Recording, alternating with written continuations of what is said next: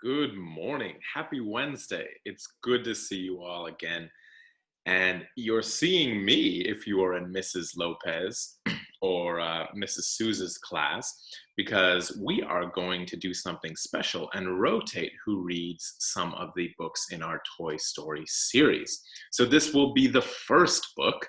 Today we are going to read Corduroy, and a couple things that would be helpful for you to think about and have while we read the book. First, it would be great if you had your Toy Story packet handy.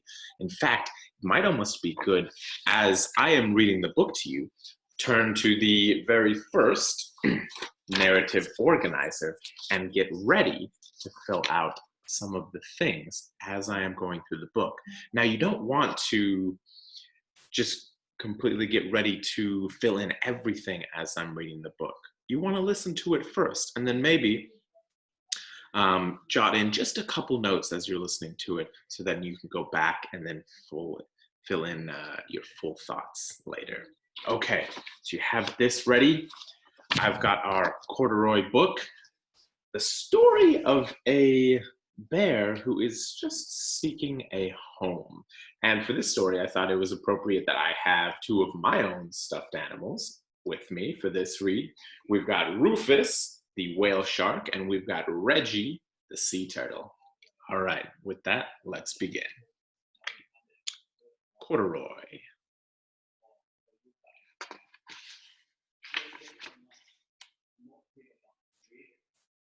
Story and pictures by Don Freeman.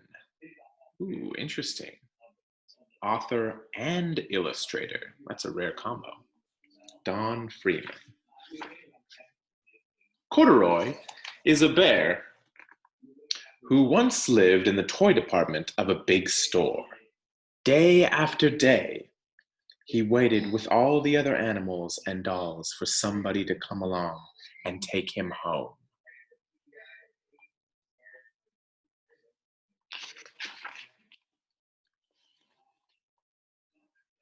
The store was always filled with shoppers buying all sorts of things, but no one ever seemed to want the small bear in the green overalls.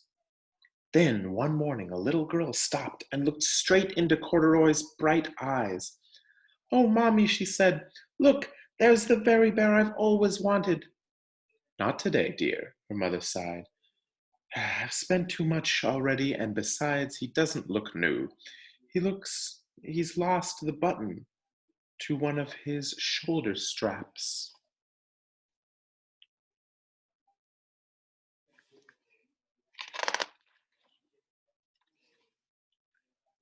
Corduroy watched them sadly as they walked away. "I didn't know I'd lost a button," he said to himself. "Tonight, I'll go and see if I can find it."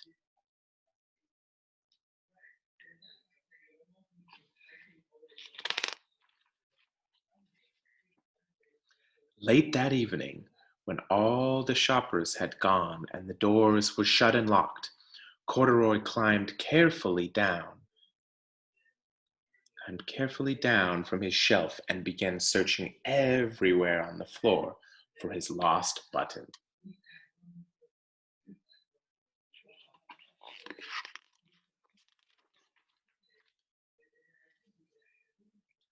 Suddenly, he felt the floor moving under him.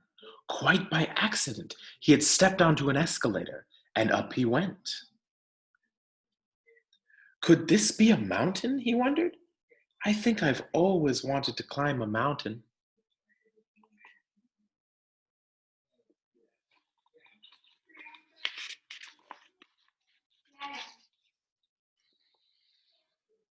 He stepped off the escalator as it reached the next floor, and there, before his eyes, was a most amazing sight.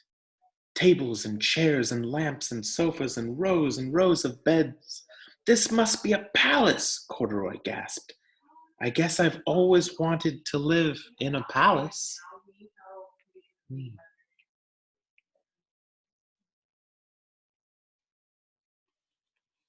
Think about what's happening. What was the problem so far? What is Corduroy looking for? He wandered around admiring the furniture. This must be a bed, he said. I've always wanted to sleep in a bed. And he crawled onto a large, thick mattress. All at once, he saw something small and round. Why, here's my button, he cried, and he tried to pick it up. But, like all the other buttons on the mattress, it was tied down tight.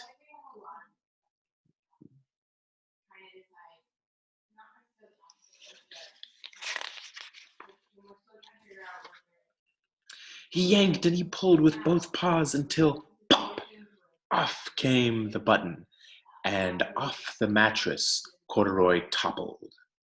Bang! Into a tall floor lamp. Over it fell with a crash. Goodness. He's certainly getting into some trouble. Corduroy didn't know it, but there was someone else awake.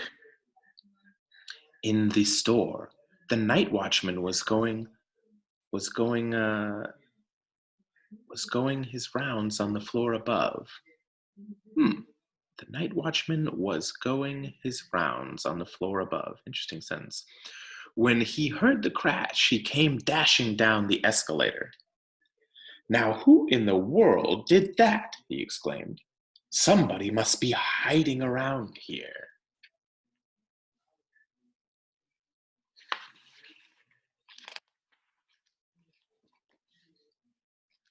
He flashed his light under and over sofas and beds until he came to the biggest bed of all. And there he saw two fuzzy brown ears sticking up from under the covers. Hello, he said. How did you get upstairs?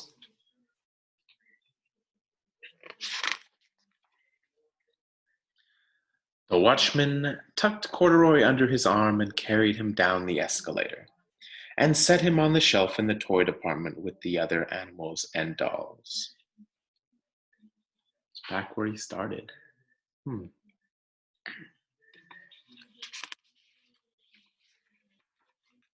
Corduroy's still facing the same problem at this point.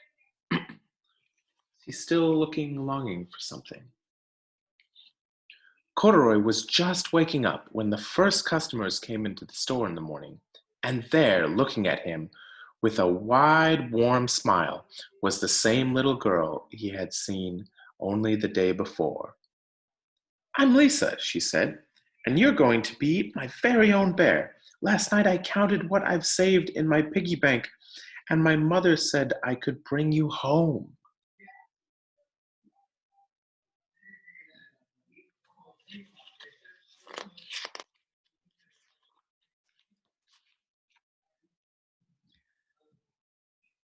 Shall I put him in a box for you? The saleslady asked. Oh, no, thank you, Lisa answered, and she carried Corduroy home in her arms.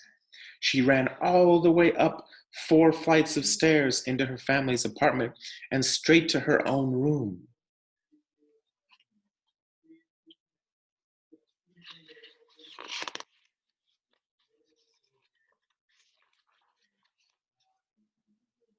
Corduroy blinked. There was a chair and a chest of drawers, and alongside a girl-sized bed stood a little bed just the right size for him. The room was small, nothing like that enormous palace in the department store. This must be home, he said. I know. I've always wanted a home. Lisa sat down with Corduroy on her lap and began to sew a button on his overalls. I like you the way you are, she said, but you'll be more comfortable with your shoulder strap fastened.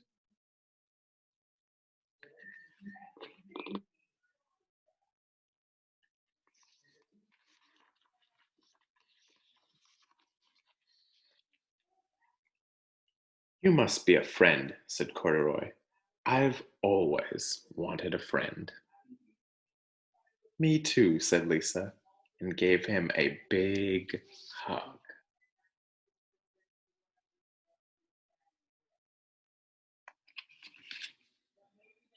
What was the outcome of the story? What was the resolution? Think about the lesson or the theme. What did Corduroy find? What did the girl find? What did they find when they found each other? All right, guys, have a great day.